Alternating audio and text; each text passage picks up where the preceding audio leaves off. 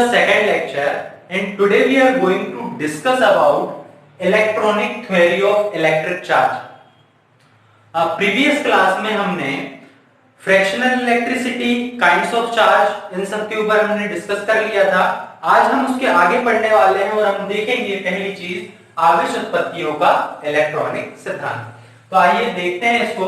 हम जानते हैं कि प्रत्येक पदार्थ को बोलते हैं बेटा इंग्लिश में मैटर, MATTER, मैटर। प्रत्येक पदार्थ अणुओं से मिलकर बना होता है, मॉलिक्यूल। प्रत्येक पदार्थ अणुओं से मिलकर बना होता है और प्रत्येक अणु एक या एक से अधिक परमाणुओं से मिलकर बना होता है। परमाणु मीन्स एटम्स। क्लियर है? Every matter consist of molecules and every molecules consist of at least one or more atoms. Understand? प्रत्येक परमाणु का समस्त भार उसके केंद्र में केंद्रित होता है। जैसे एक परमाणु है, इस परमाणु का समस्त भार मतलब मास, वेट, समस्त भार उसके केंद्र में केंद्रित होता है, जिसे हम नाभिक कहते हैं। नाभिक मतलब न्यूक्लियस। अंडरस्टैंड? प्रत्येक परमाणु का समस्त भार उसके केंद्रीय भाग में केंद्रित होता है, जिसे हम नाभिक कहते हैं। नाभिक में दो प्रकार के कण पाए जाते हैं। एक होता है प्रोटॉन,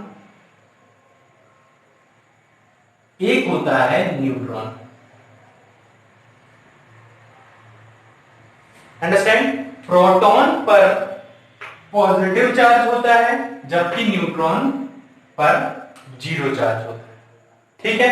तो इस प्रकार यदि मैं देखूं तो इस पूरे न्यूक्लियस में कौन सा चार्ज कंसीडर किया जाएगा? Positive charge. क्लियर? क्योंकि ये तो क्या है, उदासीन है, तो इसलिए पूरे प्रोटॉन में कौन सा चार्ज है? पॉजिटिव चार्ज है।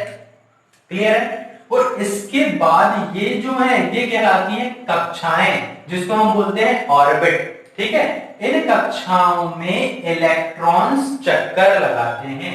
कौन चक्कर लगाते हैं? इलेक्ट्रॉन्स चक्कर लगाते हैं। क्लियर है? इस तरह से और ऑर्बिट बना ले हम। इस ऑर्बिट में इलेक्ट्रॉन्स मूव कर रहे हैं। अंडरस्टैंड? और इलेक्ट्रॉन्स जो होते हैं,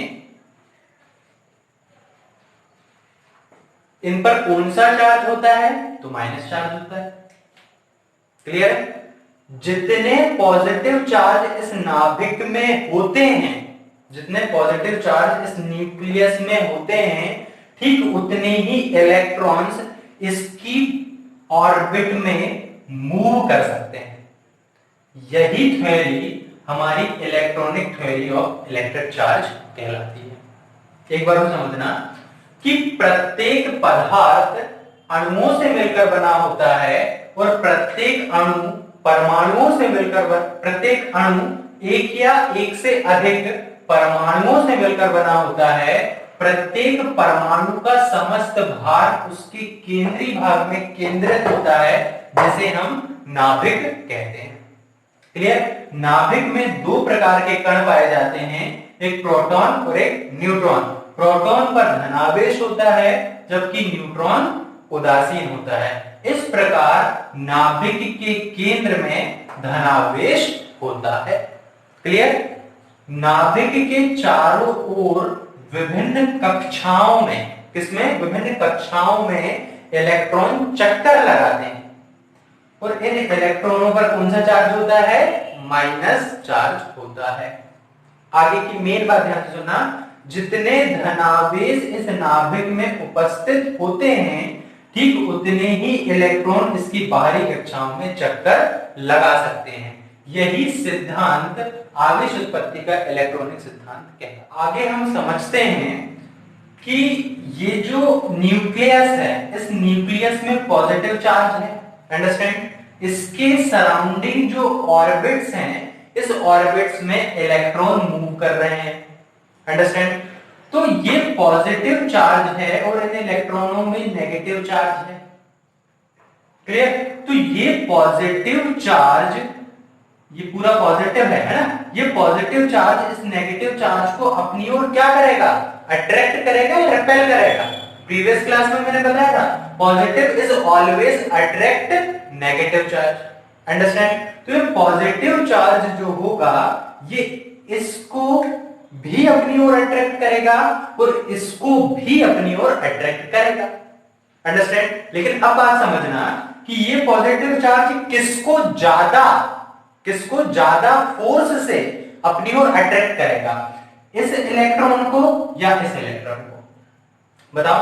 देखो ये इलेक्ट्रॉन इस न्यूक्लियस के नियर अबाउट है, अंडरस्टैंड। तो इस पॉजिटिव चार्ज का इफेक्ट इस नेगेटिव चार्ज पर मोर देन पड़ेगा अकॉर्डिंग टू इस इलेक्ट्रॉन के, क्लियर। मतलब है कि इस इलेक्ट्रॉन को नाभिक अधिक मात्रा में आकर्षित करेगा अपेक्षाकृत दूर की कक्षा में स्थित इलेक्ट्रॉन के, समझ आई बात। इस इलेक्ट्रॉन को नाभिक अधिक मात्रा में आकर्षित करेगा अपेक्षाकृत दूर स्थित कक्षा में जो इलेक्ट्रॉन है उसके, क्लियर है। तो ये जो इलेक्ट्रॉन है जो अधिक आकर्षण बल से बंधे होंगे, किससे, नाभिक से, इन इलेक्ट्रॉनों को हम कहेंगे बाउंडेड इलेक्ट्रॉन्स, अंडरस्टैंड। क्योंकि ये जो न्यूक्लियस है ये इसको अधिक आकर्षण बल से मोर देन अट्रैक्शन फोर्स से अपनी ओर अट्रैक्ट करेगा। और ये जो इलेक्ट्रॉन्स हैं ये लास्ट ऑर्बिट में हैं, इसीलिए ये किसी इस एटम से निकल करके किसी दूसरे एटम में भी जा सकते हैं। और ये न्यूक्लियस जो है इसका इफेक्ट उसकी लास्ट ऑर्बिट पे थोड़ा कम रहेगा, इसलिए इन इलेक्ट्रॉनों को हम फ्री इलेक्ट्रॉन्स कहेंगे, अंडरस्टैंड।